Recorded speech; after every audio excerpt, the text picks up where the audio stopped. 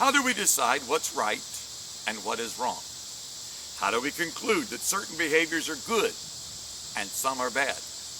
Hi, I'm Pastor Rick Jones, and I'd like to talk to you about it for the next few minutes. You see, our decisions of right and wrong are made after a lifetime of experience. As little children, we learn that some behaviors cause harm to ourselves, and we conclude those are wrong.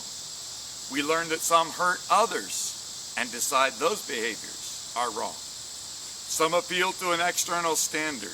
We're taught all our lives that this is the standard by which we should judge our behaviors, whether it's the Quran for the Islamist, or the Old Testament for the Jew, or the teachings of Jesus for the Christian, or the Humanist Manifesto for the atheist or the humanist. We have these standards that we appeal to. Others look to their group. They decide what's right and wrong based on what everybody in their group is doing. If everybody in their group is following this behavior, they'd assume that's the right behavior. We are often driven to the example of the Nazis, who in that groupthink environment did the unspeakable tragedy against the opponents of the Nazi state simply because the whole group was involved in it and they justified themselves in the horrendous behavior. But it turns out that the thing that most informs our decisions of right and wrong is intuition, our own feeling. What's got me interested in that is that I see that very often. I see people using their minds to justify what is really their own bias, their own inclinations, their own ideas. And I wonder, how do those fundamental ideas change? How could it be that our intuitions could be transformed? In his new book, The Righteous Mind, Jonathan Haidt suggests that those intuitions can only be changed slightly and over a long period of time, if at all. Christian writers, many of them have suggested that these intuitions, these inclinations that we have, if they are wrong, they are very rarely changed. In fact, some have said they can't be changed until a person dies and goes to heaven.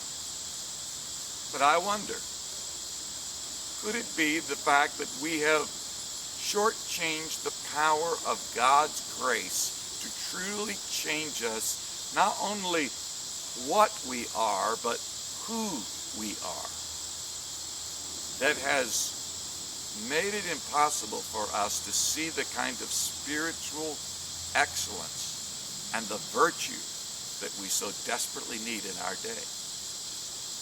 Could God's grace change my intuitions?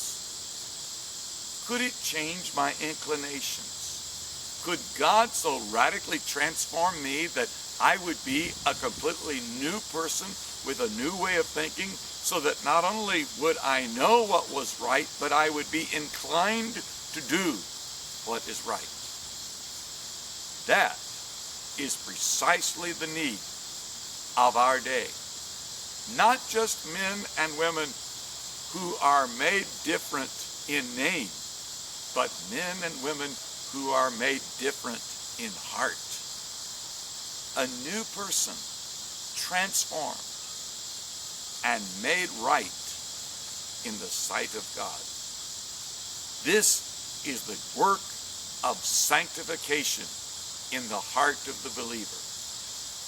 Pray God will sanctify you wholly, through and through, and watch His grace transform not only your life in what you have done and are doing, but your character and your inclinations, even your intuitions, so that rather than being self-centered, you become others-centered.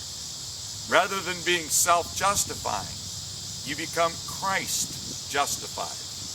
And rather than being purpose-driven, you are now Spirit-driven. Pray God this sanctifying grace of His Spirit would be yours today. And I believe that God is able to transform us, not only in deed, but truly in our intuition, our hearts, making us new in Christ Jesus.